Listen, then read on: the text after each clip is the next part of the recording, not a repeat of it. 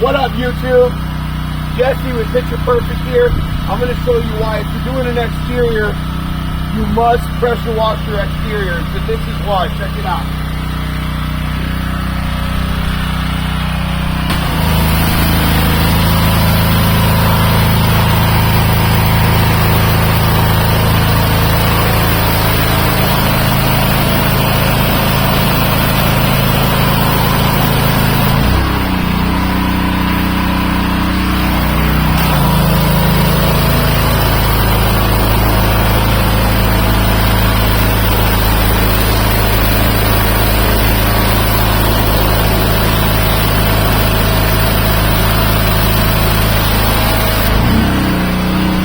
Walk over here.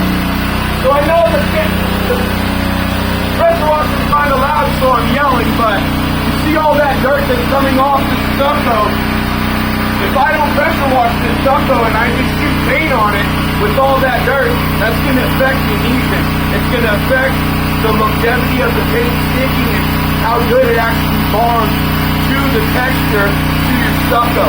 So make sure you pressure wash your houses, all your houses, stucco or not, before you paint them if you want a happy customer.